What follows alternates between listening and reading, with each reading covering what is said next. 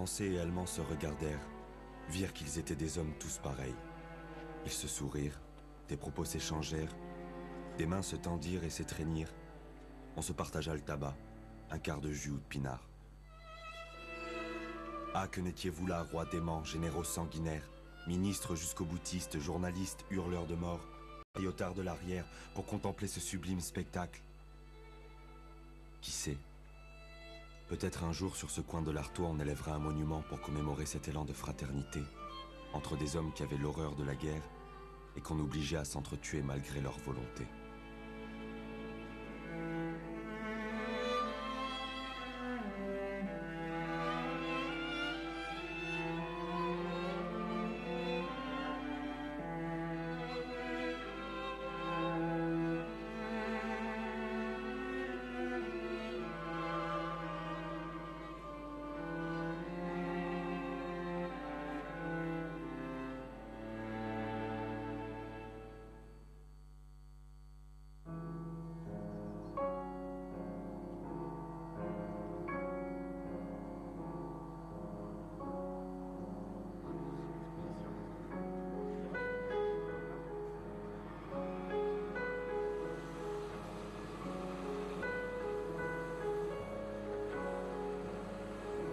L'opération menée ici consiste au dégagement d'un ancien moulin qui a été fortifié par les Allemands pendant la Première Guerre mondiale, mais c'est surtout l'occasion de pouvoir toucher concrètement un moment de l'histoire de l'Artois, c'est-à-dire à travers des actes de fraternisation qui ont lieu à cet emplacement même, où le fameux Louis Barthas va sortir de la tranchée dite du moulin pour aller à la rencontre des Allemands à l'occasion de ce qu'on appelle la trêve de la boue, c'est-à-dire qu'on est en plein hiver, la pluie est incessante, et puis les soldats, pour éviter de mourir noyés pour la plupart, qu'ils soient français ou allemands, vont sortir de leurs tranchées et vont fraterniser.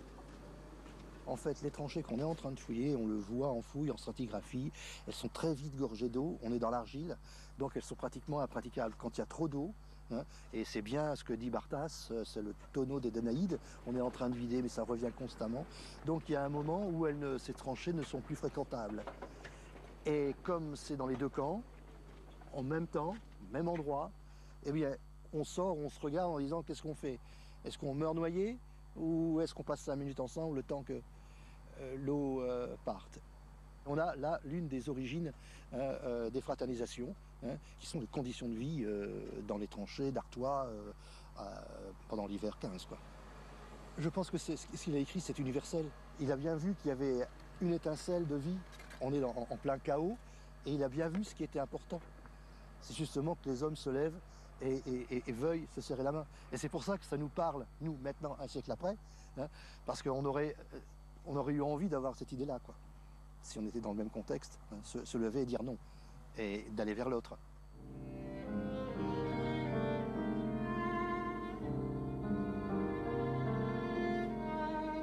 Alors, Louis Barthas ne s'engage pas dans la guerre, il est engagé malgré lui, puisque tout le monde est mobilisé, et à partir de là, il reste jusqu'en avril 1918, toujours dans une unité d'infanterie qui tient les premières lignes. Il en a vu de toutes les couleurs, il en a bavé et il a été capable de l'écrire, puisqu'il tenait son carnet très régulièrement, il décrivait ce qui s'était passé, il réfléchissait sur la guerre, il n'hésitait pas à critiquer les chefs, les généraux, qu'il juge étant incapables d'économiser les vies humaines. Et puis après la guerre, il a eu le réflexe du bon élève de l'école, c'est-à-dire du brouillon, passé au propre. Et aujourd'hui, ça fait un livre de plus de 500 pages.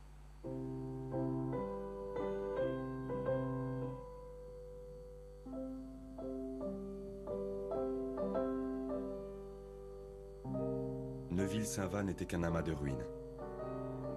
Notre section fut logée dans la cave de la maison du notaire, que tous ceux qui ont passé par Neuville connaissent bien. Cette cave sombre et humide était remplie d'immondices de toutes sortes, et il s'en exhalait une odeur infecte. Avec nos outils portatifs, chacun se nettoyait un coin pour se coucher et se reposer de cette promenade de plus de 12 heures dans les boyaux. Alors, le côté extraordinaire des choses, c'est qu'aujourd'hui, 100 ans jour pour jour après, on est à l'endroit même où Barthas a écrit ça. Alors les choses ont un peu changé, et le paysage s'est modifié, mais en fait les hommes étaient sous cette même cave qui aujourd'hui est comblée.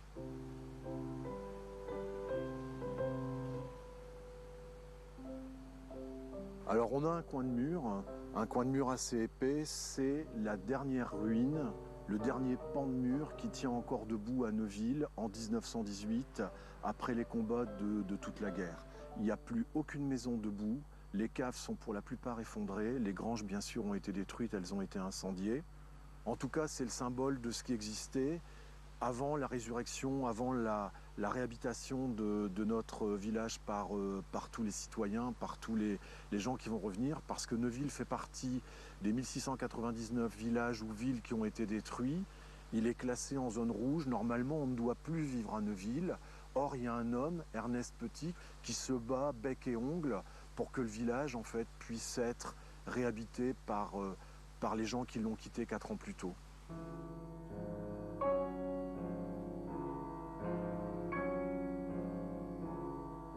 Neuville-Saint-Va allait être classé en zone rouge, donc il s'est tout de suite lancé dans la construction d'une maison et il s'était dit si je reconstruis quelque chose, bah, il y en a d'autres qui viendront, mais au moins Neuville ne sera pas rayé de la carte.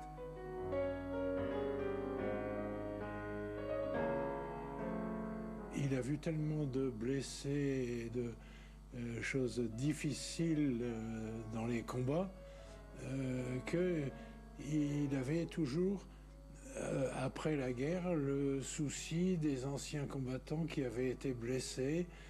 Et c'est de là qu'est venue pour lui l'idée de lancer la cité des mutilés. Il a consacré sa vie à la reconstruction de Neuville. C'était son but. Il fallait que Neuville survive.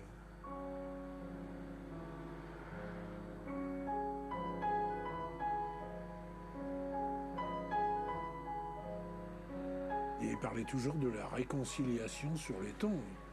On ne va pas se battre à perpétuité, quoi. Ça, c'était son gros souci, de ne pas revoir une troisième guerre avec l'Allemagne.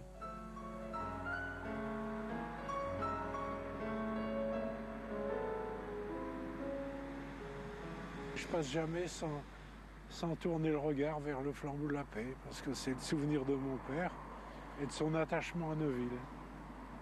Flambeau de la paix qui symbolise la main d'un soldat tué à la guerre de 14 et qui surgit des ruines de Neuville-Saint-Va pour transmettre le flambeau de la civilisation à toutes les générations futures. La paix pour le monde entier, ce qu'il souhaitait. Ça n'a pas toujours été réussi, mais il l'a souhaité vivement, il a vécu pour ça.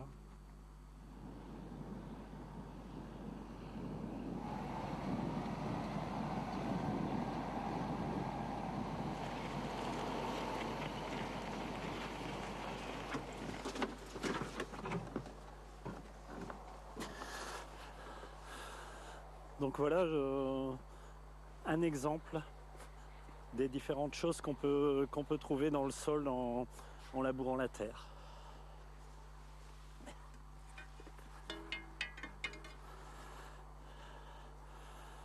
Des vestiges, des anciens piquets qu'on appelait communément tire-bouchons.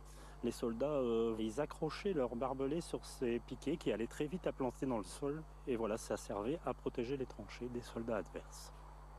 On retrouve aussi des obus, des éclats d'obus, un peu toutes ces choses qui ont trait à la guerre. Il ne se passe pas un mois sans qu'on appelle le service de déminage dans notre commune. Quelquefois, vous voyez, on est dans les champs, on conduit le tracteur, on peut être une journée dans le tracteur. Et il y a beaucoup de choses qui nous passent dans la tête.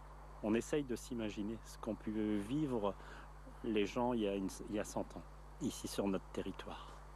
Le village a été complètement détruit pendant la guerre 14-18. Je crois que c'est aussi le village où il y a eu le plus de soldats, le plus de tués dans la région. C'est vraiment très particulier. Il y a toujours quelque chose qui nous le rappelle. On a des monuments un peu partout dans le village. On y pense tous les jours.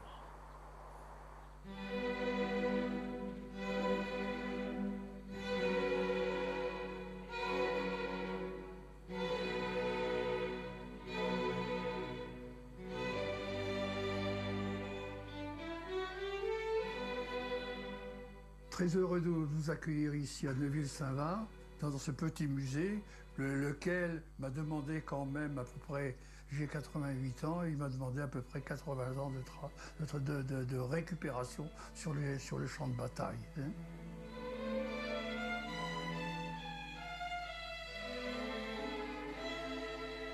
Alors ici, vous avez un ensemble de ferrailles qui paraissent pour la ferraille, mais qui pour moi ont une valeur morale, parce qu'il faut savoir que par exemple, cette chaussure a été portée par un soldat, ce bidon a servi à des soldats pour boire, vous voyez. Dans ce village, vous n'avez pas un mètre carré de terre qui n'a pas été abreuvé de la sueur, des larmes et du sang de tous ces braves. Hein.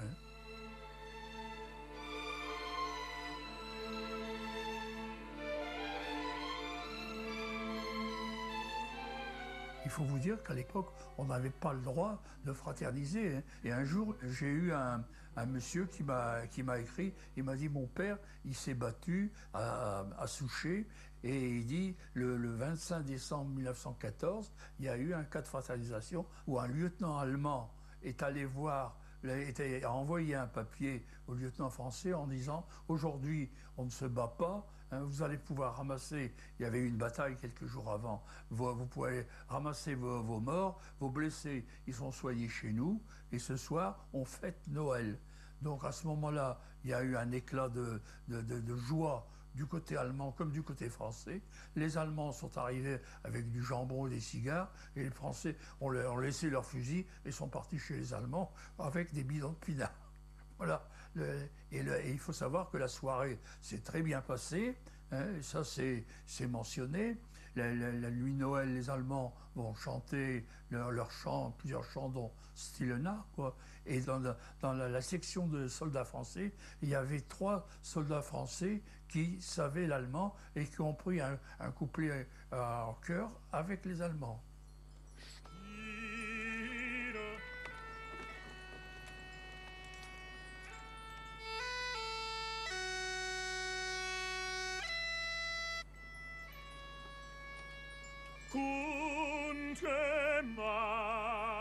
J'ai quitté la région au début des années 90 et j'étais arrivé à Lyon et je me souviens, j'achète un bouquin qui s'appelle Combat en Flandre et Artois de Yves Lufto. C'est mon pays d'enfance, je dis ça m'intéresse. Et là, dans ce bouquin, je tombe sur une page où pour la première fois on me parle des fraternisations. Et j'hallucine. Je lis tout, c'est-à-dire le soir de Noël, le ténor qui chante et qui se fait applaudir, le match au foot, la messe en commun, l'enterrement le jour de Noël au matin, des corps ensemble. Et je suis bouleversé en découvrant ça. Et je comprends pas pourquoi on m'en a jamais parlé. À l'époque, j'ai envie de faire du cinéma, mais j'ai rien fait. Les gens me disaient 14-18, tout le monde s'en fout. On me disait même 14-18, ça marche pas. Les gens ne vont pas au cinéma voir les films. À l'époque, j'ai été attaqué par une partie des historiens officiels du pays, comme on dit. Pourquoi? Parce qu'eux, ils n'avaient pas du tout traité ça. Sujet absent. Et donc d'un seul coup, il y a un gars qui sort de sa campagne de l'Artois, qui fait un film là-dessus. Et ma victoire, entre guillemets, c'est que maintenant, les fraternisations sont enseignées. Ça donne lieu à des thèses, c'est devenu un sujet. Merry Christmas. Frohe Weihnachten. Joyeux Noël.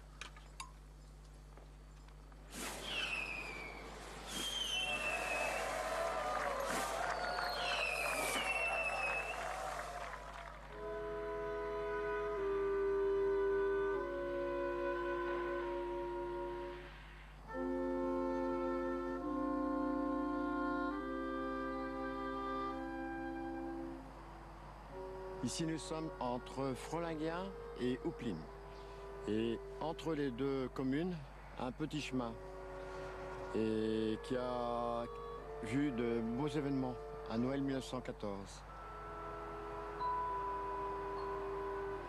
Le jour de Noël, les brouillards se sont vite levés et les soldats de chaque côté ont vu qu'ils étaient dehors en train de faire le même travail, de reconforter leurs tranchées et d'évacuer l'eau. Le fait d'avoir cette ambiance pacifique le jour de Noël et puis le brouillard qui s'est levé, les hommes dehors, ça les a rapprochés. Et ils sont allés naturellement les uns vers les autres.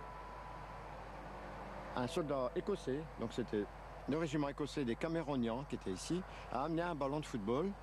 Les soldats ont décidé de faire un match sur la prairie. C'est quelque chose de formidable dont on a reparlé même à la Coupe du Monde en Corée. Newsweek a publié un article. Il a dit que c'est un des matchs de football les plus célèbres de l'histoire. Ce 3-2 qui s'est passé ici.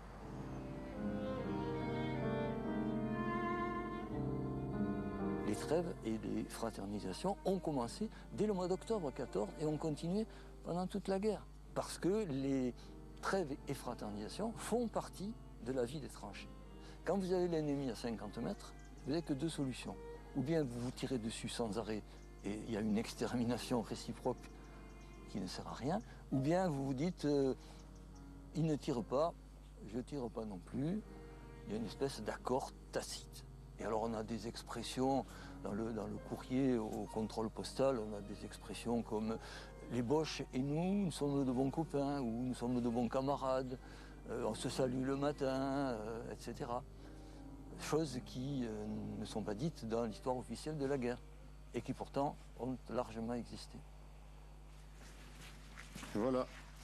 Depuis quelques années, nous rencontrons des jeunes Allemands du Volksbund et nous leur montrons ce que nous trouvons dans les champs. Et à chaque fois, ils sont impressionnés de ce qu'on peut trouver encore maintenant. Il y a à peu près la collecte d'une dizaine d'années, sans compter les obus pleins qui sont partis. Et ici, le capitaine Niemann, qui est venu en 1960, que nous avons posé avec la famille. C'est ici.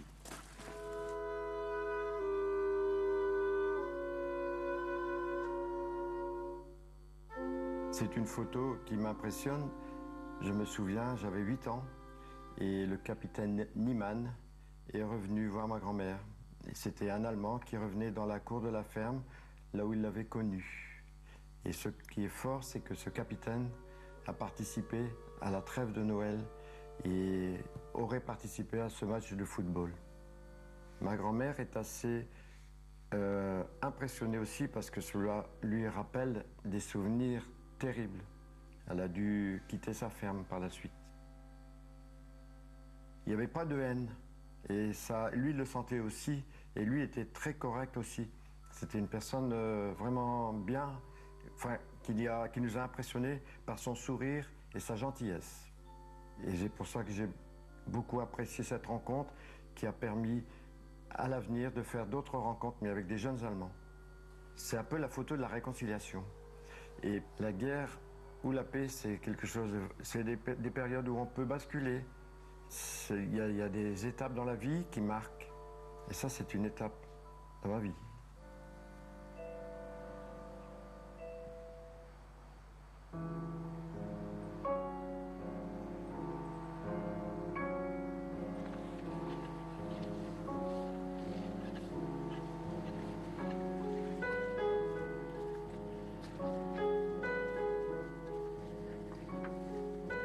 Donc là, on est exactement à l'emplacement de la maison du meunier. On perçoit très nettement les fondations dans l'axe de la cave du moulin qui a été réalisé en briques. On sent très nettement le bunker qui est ici, donc cet abri béton qui a été constitué à l'intérieur de la cave.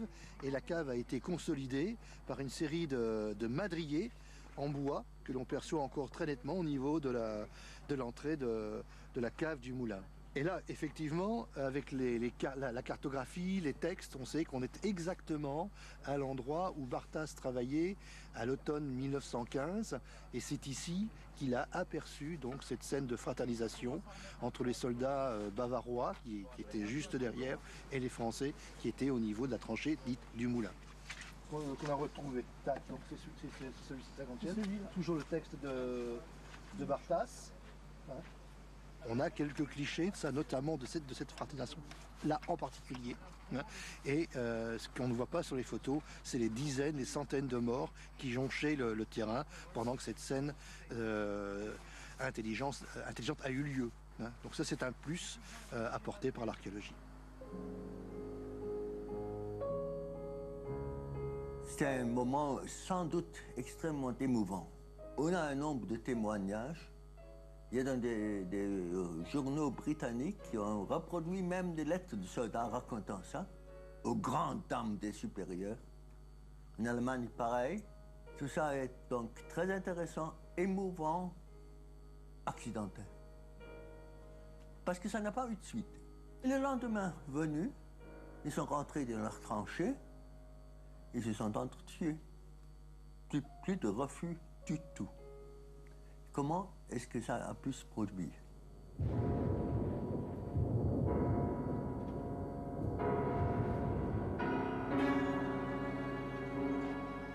Nos grands chefs étaient en fureur. Qu'allait-il arriver, grand Dieu, si les soldats refusaient de s'entretuer? Est-ce que la guerre allait donc sitôt finir? Nos artilleurs reçurent l'ordre de tirer sur tous les rassemblements qui leur seraient signalés et de faucher indifféremment Allemands et Français. Comme au cirque antique, on abattait les bêtes féroces assez intelligentes pour refuser de s'égorger et de se dévorer entre elles. On interdit sous peine d'exécution immédiate de quitter la tranchée et on ordonna de cesser toute familiarité avec les Allemands. C'était fini. Il aurait fallu un second déluge universel pour arrêter la guerre, apaiser la rage et la folie sanguinaire des gouvernants.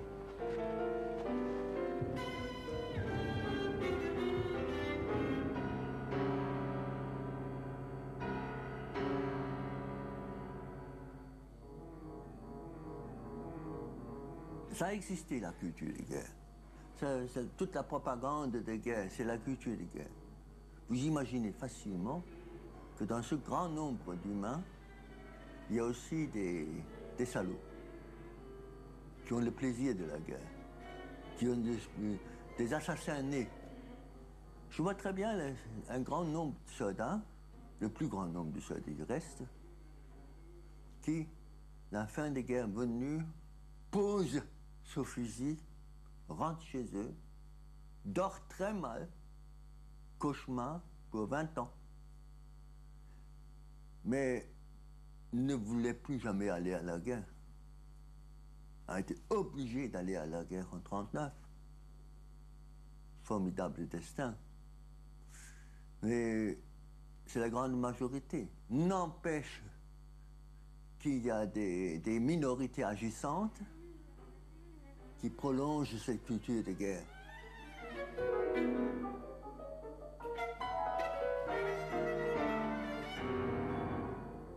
Ce sont des moments très fragiles. La trêve peut être rompue pour des quantités de raisons.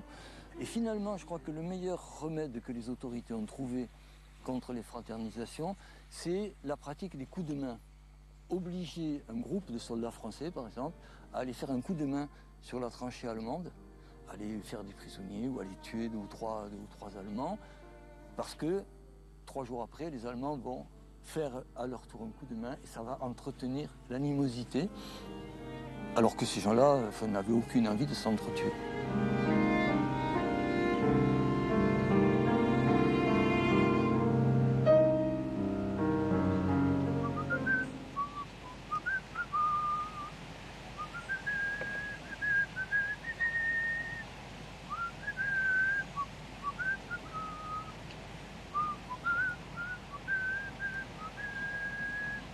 C'est une passion qui m'a été transmise par mon arrière-grand-mère qui a eu la malchance d'avoir son époux comme 1 400 000 poilus tombé au champ d'honneur et qui m'a expliqué un petit peu ce qu'était la boucherie de la guerre de 14-18 Et je me suis décidé à honorer la mémoire de ces soldats, qu'ils soient français, britanniques, allemands ou des autres nations ayant combattu en Artois, pour rendre justement un hommage à ces gens qui n'ont pas eu de jeunesse.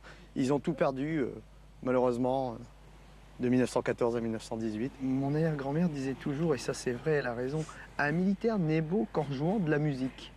C'est vrai, quand vous regardez le défilé du 14 juillet, quand vous voyez les fanfares militaires, les clics, comme on appelle ça, c'est magnifique. Mais un soldat avec un fusil, c'est pas beau du tout.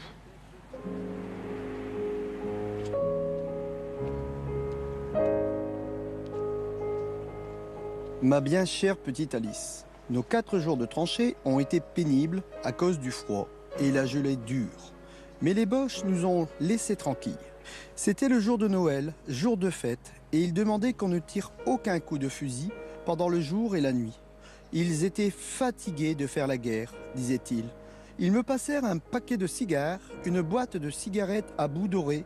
Je leur glissai le Petit Parisien en échange d'un journal allemand et je rentrai dans la tranchée française où je fus vite dévalisé de mon tabac Boche. Gustave Berthier, qui est enterré ici dans le carré militaire de Bully-les-Mines à la tombe 191, a participé aux fraternisations de Noël 14 en face des régiments allemands. Il y a eu une prise de conscience ce jour-là, mais ça n'empêche pas qu'on va continuer et que l'autre Noël, le Noël 1915, il n'y aura pratiquement plus de fraternisation. Les fraternisations ne se représenteront que 10% parce que c'était passible du Conseil de guerre. Donc, qui dit passible du Conseil de guerre, dit passage au tourniquet. Le tourniquet, c'est à l'époque le peloton d'exécution et 12 balles dans la peau. Fraterniser est quelque chose vraiment d'exceptionnel, surtout en temps de guerre, surtout à cette époque qui est vraiment une époque très militariste.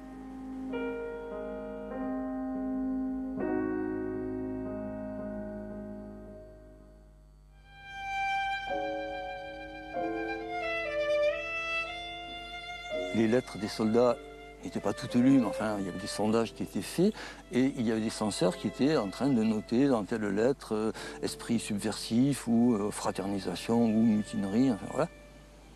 Il y a des variantes. Alors d'abord, ça peut être le bon voisinage.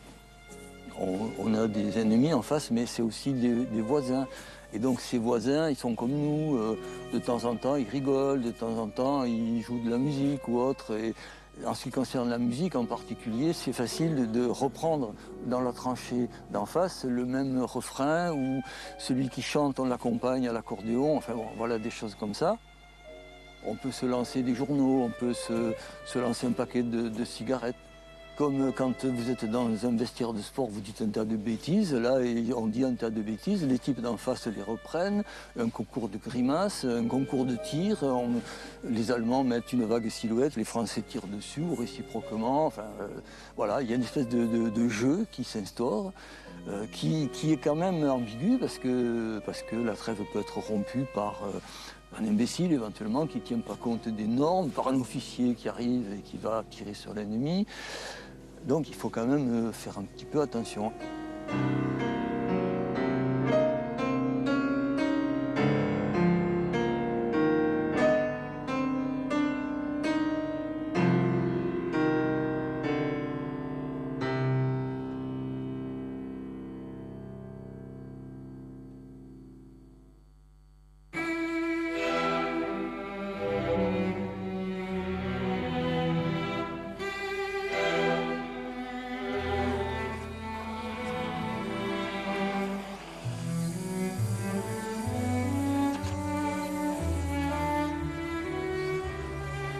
Derrière, c'est mon bébé. Alors, c'est une idée qui m'a été pondue quand Christian Carillon a fait ce film, qui est une histoire dont j'avais jamais entendu parler comme beaucoup. J'ai appris en 2 heures ce que j'ai jamais appris en une vie, c'est-à-dire que des armées, des individus ennemis se sont retrouvés ensemble à fêter un Noël avant de s'entretuer le lendemain. Et puis ça a été romancé parce que forcément, on ne peut pas écrire l'histoire réellement telle qu'elle est passée. Mais c'est bien la preuve que quelque chose a existé et puis qu'on nous a caché dans la réalité. Ils étaient dans la boue, chacun portant sa croix. D'autres étaient morts debout, dilués dans le froid. Certains ont eu 20 ans, sous le feu de la guerre. Ils eurent évidemment un triste anniversaire. Supportant leurs blessures, ils se battaient en braves. Le soir, ils dormaient sur des milliers de cadavres. De toute façon, ces petits gars, c'était un peu comme les Français qui ne voulaient pas y aller. Il y avait des Allemands qui ne voulaient pas y aller, des Écossais qui ne voulaient pas y aller. Bon, on les a forcés à aller se faire tuer pour, bien sûr, engraisser les marchands de canons, les marchands d'armes. Et c'est souvent au nom de la patrie que ça se passait. Dans le temps, l'idéal, il était tel que mourir pour la patrie, c'était un honneur. Alors qu'aujourd'hui, bon, mourir pour une banque, c'est ridicule. Je suis un pacifiste non violent, ni méchant, mais faut pas me marcher sur les pieds. Mais présent à l'appel, la mort vient et s'en va pour ce triste Noël. À Neuville, Saint-Va.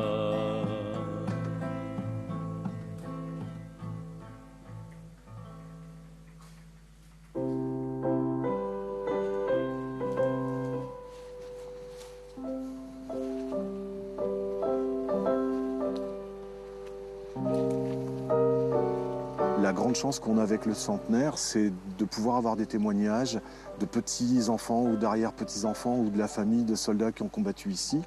Donc il y a ce qu'on trouve dans nos jardins, il y a ce qu'on trouve en creusant, il y a ce qu'on cherche, et puis il y a ce que les histoires que les gens nous transmettent. Ça, ce sont des histoires en fait qu'on ne connaît pas, parce qu'en fait, il y a beaucoup de soldats qui sont passés ici de manière anonyme. Bartas a laissé des lettres, a laissé des traces, mais beaucoup d'autres, comme lui, ont souffert le même martyre, les mêmes conditions, ont connu la même peur. Ils ont crié probablement les mêmes mots de déchirement. Et en fait, ceux-là, on les oublie pas grâce à ça.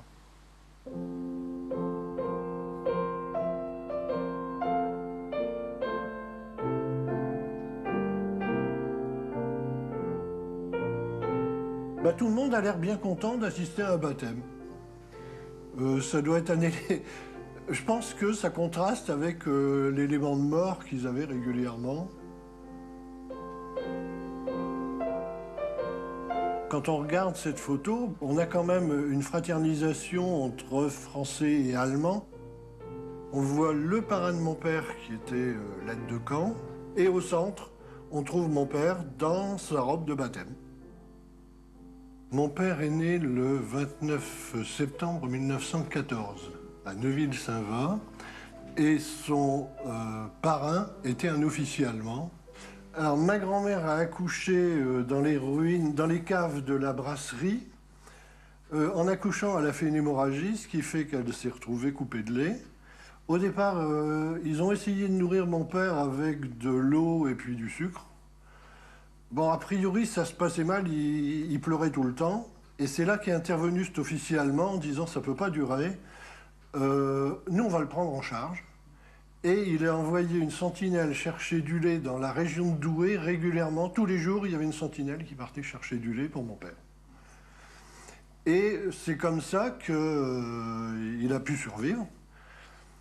Et cet officier allemand, le jour où on l'a baptisé, a dit moi, je suis le parrain. Alors, s'il n'y avait pas eu cet Allemand, je pense qu'il n'aurait pas vécu.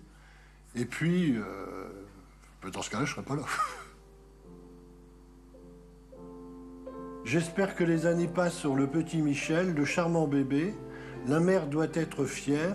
La grande canonnade qu'il a déjà vécue sera la cause qu'il deviendra une fois un très brave guerrier. Cela souhaite son parrain, Bruno Schedler, premier lieutenant, aide de camp du régiment d'infanterie numéro 13, Ingolstadt, Bavière.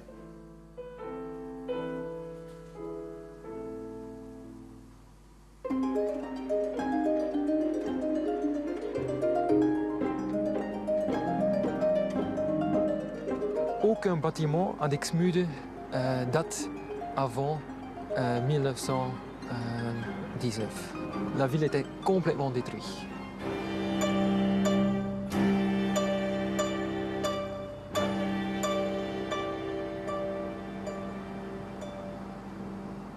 Ici, Noël 14, les troupes allemandes, ils chantent des chansons religieuses.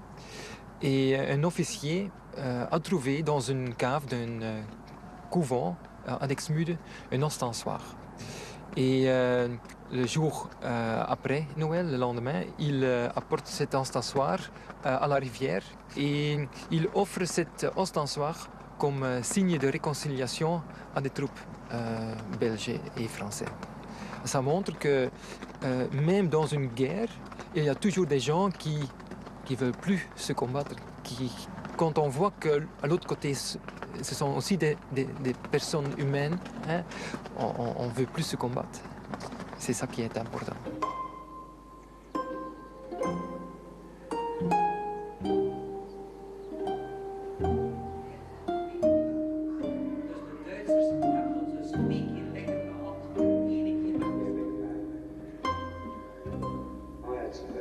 Ici, on voit l'ostensoir originel qu'il est porté par un officier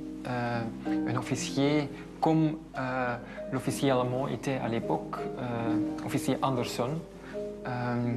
L'officier porte même les médailles originelles de Anderson lui-même aussi.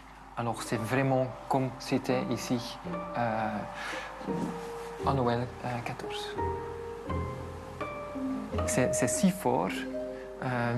Vous devez vous imaginer, c'est toujours la guerre. Chaque moment, on doit être conscient qu'on peut être mort.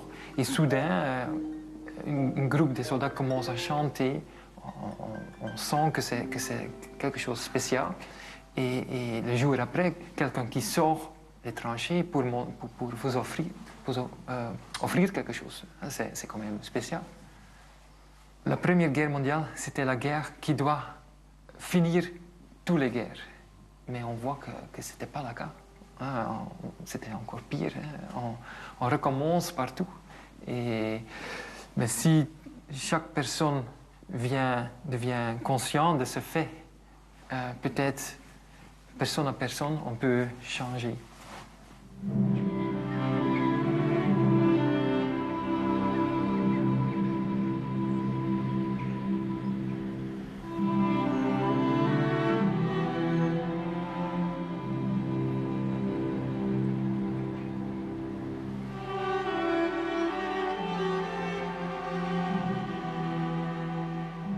Dès les premières heures, on se demande ce qui se passe. Messieurs les Allemands se permettent de se promener devant nous, en dehors de leurs tranchées. Si je pouvais faire mon goût, ils ne se promèneraient pas longtemps. Je leur ferais goûter les charmes de quelques balles de mitrailleuses. Mais que voulez-vous faire? Tous les grenadiers sortent également des tranchées et la fête commence. Ils forcent l'amitié tellement loin que des échanges de toutes sortes commencent. Que font nos grands chefs ici? Ils ne font rien pour faire cesser ce scandale et ce premier pas vers la germanisation. Si c'est pour faire des stupidités pareilles que nous avons laissé mettre tout en feu et en sang et que nous traînons notre misère ici dans la boue, eh bien merci. Où allons-nous? Partout, sauf à Berlin. En fait, c'est un témoignage assez rare, car issu d'un officier belge. Il y a des officiers qui ont partagé, mais celui-là, il ne partage pas cette opinion. Il est contre, mais il ne peut rien faire parce que ces soldats, en sortie, ils font des échanges avec les Allemands. Il a déjà compris ce qui se passe, que ça va contre la logique de la guerre.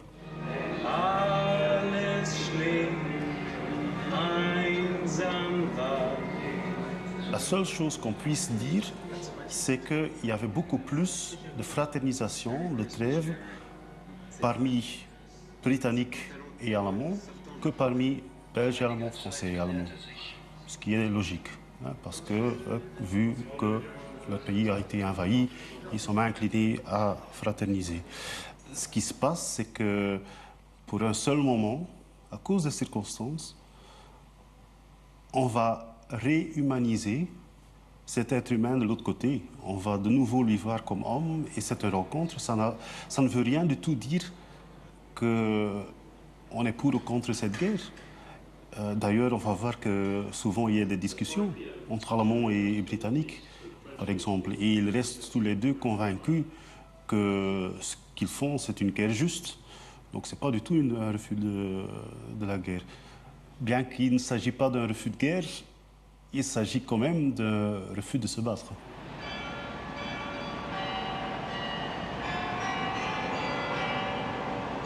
Notre sujet est la guerre. Donc on est un musée de guerre. Mais selon moi, si on fait un musée de guerre comme il faut, et si on démontre à nos visiteurs ce qu'est une guerre, ce visiteur, il va beaucoup plus comprendre la valeur de la paix. Donc un bon musée de guerre est aussi un musée de paix.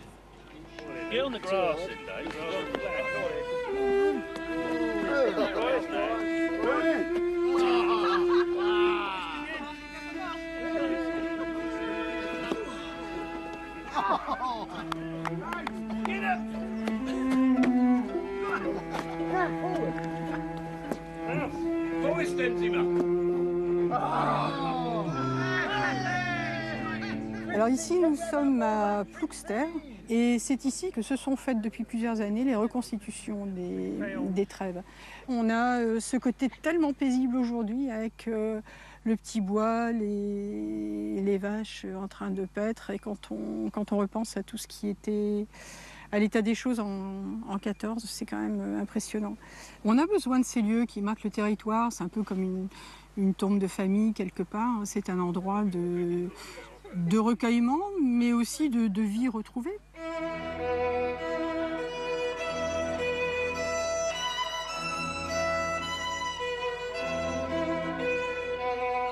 En fait, mon origine est double. Je dis toujours que je suis 50% française, 50% allemande et 50% belge aussi, parce que ma mère était française, mais d'origine belge, donc toute ma famille était de l'autre côté du pont, donc des frontières à passer tout le temps. Le fait d'avoir un père allemand m'a posé quand même problème. Et je me souviens vraiment de ces cours d'histoire qui, pour moi, étaient à l'école à partir de 1870. On plongeait dans une guerre après l'autre, les Allemands de plus en plus terribles, de plus en plus méchants. Et moi, je regardais le plancher dès la première minute du cours d'histoire jusqu'à la fin. Je me sentais quand même coupable de ce côté allemand. Je me suis imprégnée quand même beaucoup de cette problématique de la guerre. Et finalement, c'est ressorti maintenant, seulement après tant d'années, par les livres pour enfants qui m'ont permis d'évacuer un petit peu, de retravailler ça plus en profondeur. C'était non seulement l'histoire, la grande histoire, mais c'était mon histoire personnelle. C'était mes deux grands-pères qui étaient face à face. Quand je fais des rencontres en école, je dis souvent aux enfants, vous imaginez vos repas de famille, vous avez vos deux grands-pères à table pour vos repas de communion ou même le dimanche. Moi, mes grands-pères, ils n'étaient pas des deux côtés de la table, ils étaient des deux côtés du front, chacun dans sa tranchée. Et puis, c'était celui qui tuerait l'autre. Ils ont survécu tous les deux, heureusement. Finalement, il n'y en a pas un qui a tué l'autre. J'ai marché souvent dans ces champs, justement, ici, détruits en 14, d'est en ouest, d'ouest en est, en me disant qui était où se sont-ils retrouvés, etc. Cette question toujours du moment du face-à-face. Et alors la question s'est un petit peu transformée dans ma tête en me disant, tiens, ont-ils fraternisé peut-être mes deux fameux grands-pères, mon Oscar, mon Émile, ce serait superbe. Ça a changé un petit peu la perspective en se disant que il n'y avait plus que ce face-à-face, mais il y avait peut-être la rencontre qui avait pu se faire avant la rencontre familiale qui s'est faite bien plus tard. Quand je rencontre des classes, je leur dis qu'à l'époque, on n'aurait jamais imaginé qu'on puisse un jour vivre en paix. On était dans un conflit quasi permanent, on allait refaire une autre guerre par la suite. La France et l'Allemagne semblaient vraiment vouées là, à être ennemies pour toujours. Et moi, j'aimerais leur transmettre l'idée qu'on peut y arriver. On peut arriver à faire la paix pour un soir, même si ça semble complètement impossible, c'est totalement surréaliste ce qui s'est passé au moment des trêves. On dépasse l'imagination. Et ça a pu se faire parce que le côté humain a repris le dessus. Et c'est ça, je crois, l'essentiel quand on voit toute la situation actuelle de tous ces conflits un peu partout, où on a l'impression qu'on ne va jamais s'en sortir, qu'on est embourbé mais jusqu'au cou, et de se dire, en 18, on était dans la même situation et on a réussi quand même après pas mal d'années, mais on a réussi à devenir amis. Et voilà, donc la paix est possible. Je suis le résultat de la paix qui a été faite finalement, puisque sans ce mariage franco-allemand, je ne serais pas là. Puis comme j'ai déjà 3 enfants, j'ai déjà continué, le fruit a déjà reporté ses fruits. Et je crois que c'est la transmission essentielle, oui.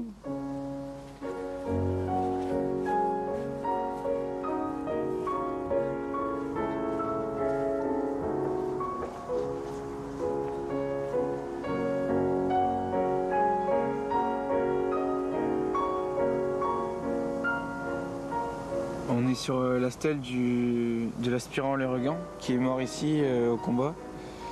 Il avait 19 ans et en fait il a porté ses camarades à aller au combat qui ne voulaient plus aller au combat. Ils étaient découragés et il les a encouragés à aller au combat. Il était quand même fort courageux et puis en plus encourager ses camarades à aller au combat à son âge, c'est vraiment un acte de bravoure. Même si beaucoup de temps est passé, ça reste frappant, ça reste marquant. C'est pour ne pas oublier qu'on est là et c'est à la fois un lourd poids mais c'est aussi une responsabilité dans le sens où il faut qu'on le transmette nous après aux générations futures pour pas que ça se perde. C'est notre histoire, c'est l'histoire du Nord-Pas-de-Calais, c'est l'histoire de Neuville-Saint-Vaast, c'est comment le village a été fondé, comment il a été refondé, grâce à qui, pourquoi. C'est toute l'histoire du village qui repose notamment sur la Première Guerre mondiale. Donc que ce soit ce monument-là où ça célèbre un aspirant qui a emmené les troupes au combat ou un monument qui relève des fraternisations, je pense que ces 2 monuments ont autant de valeur symbolique pour la période de la Grande Guerre.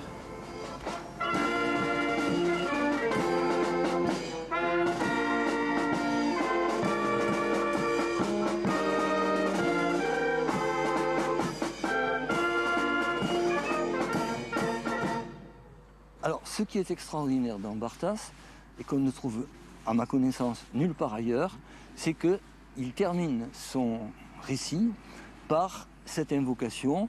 Qui sait, un jour peut-être, sur cette région de l'Artois, on élèvera un monument aux fraternisations au nom de ces hommes qui se battaient parce qu'on les obligeait à se battre, mais qui n'en avaient aucune envie et qui faisaient partie de l'humanité.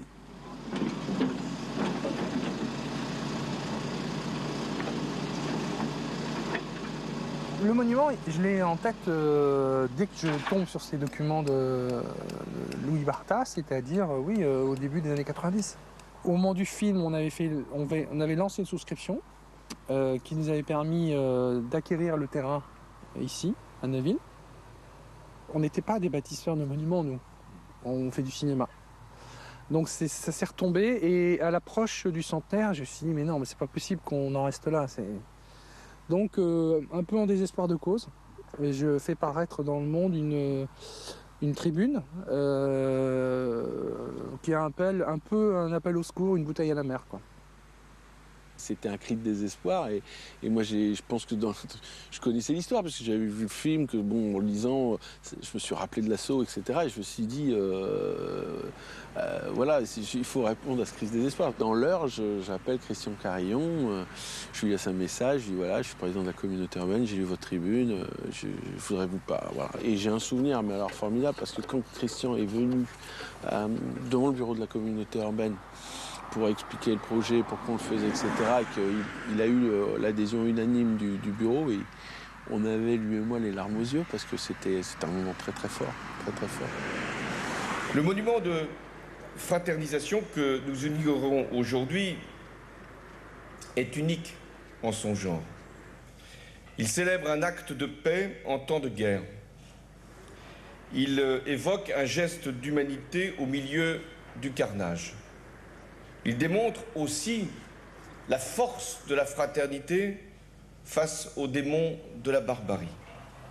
L'espoir de Barthas est exaucé, c'est-à-dire qu'on est venu en gros construire ce qu'il a imaginé et ça dépasse Barthas.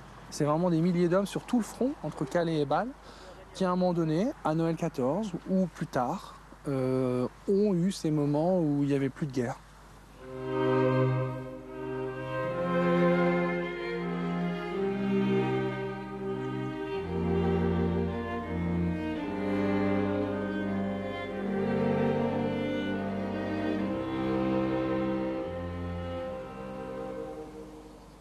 Après 100 ans d'expérience, puis une deuxième guerre mondiale, vous avez encore des gens, des politiques et même certains historiens qui se posent encore les questions. Ah mais peut-être qu'on repartirait encore comme en 14. C'est terrible d'entendre maintenant des choses comme ça, alors qu'on a encore l'exemple de souffrance actuellement partout dans le monde. La peur, c'est le manque de sagesse qu'on tire de tous ces événements-là, quoi. Peut-être que l'avenir de l'humanité, c'est justement dans notre devise liberté, égalité, fraternité. Je crois qu'il faut redonner du sens à fraternité et puis peut-être que les deux autres en auront un petit peu de sens. Ce qui est encourageant quand même, c'est que c'est eux qui nous donnent l'exemple.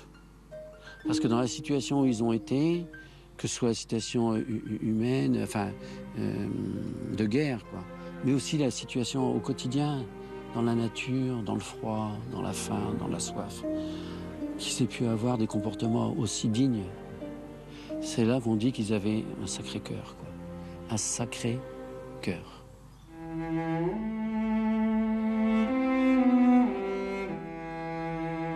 Souvent, je pense à mes très nombreux camarades tombés à mes côtés. J'ai entendu leurs imprécations contre la guerre et ses auteurs, la révolte de tout leur être contre leur funeste sort, contre leur assassinat. Et moi, survivant, je crois être inspiré par leur volonté, en luttant sans trêve ni merci jusqu'à mon dernier souffle, pour l'idée de paix et de fraternité humaine.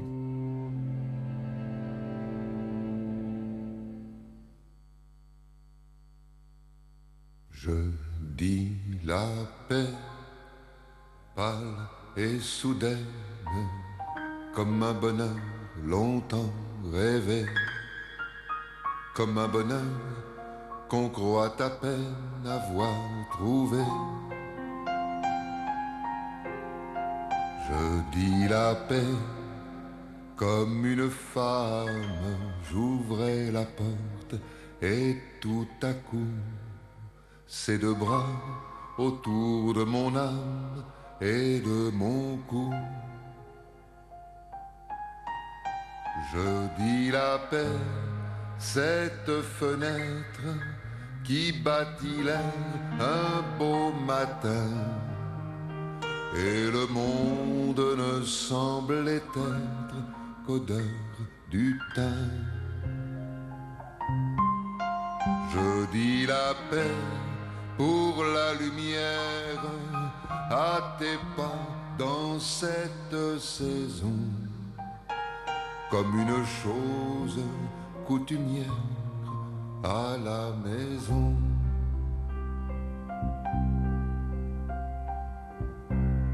Je dis la paix pour les étoiles, pour toutes les heures du jour, aux tuiles des doigts, et pour toi l'ombre et l'amour. Je dis la paix aux jeux d'enfance, on court, on saute, on crie, on rit, on perd le fil de ce qu'on pense dans la prairie.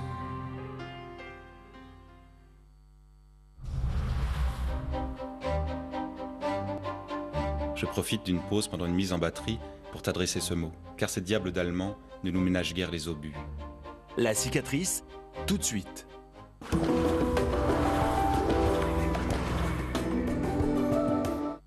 Avions de guerre. Dans chaque ouvrage, un grand dépliant, des articles détaillés et richement illustrés sur les avions de combat les plus emblématiques. Le numéro 1, 2,99 € seulement. Algérie, 1er novembre 1954. Le FLN lance une série d'attentats. C'est le début d'une guerre qui ne dit pas son nom. Les journaux de guerre présentent une collection unique de journaux de l'époque. Les journaux de guerre sur la guerre d'Algérie.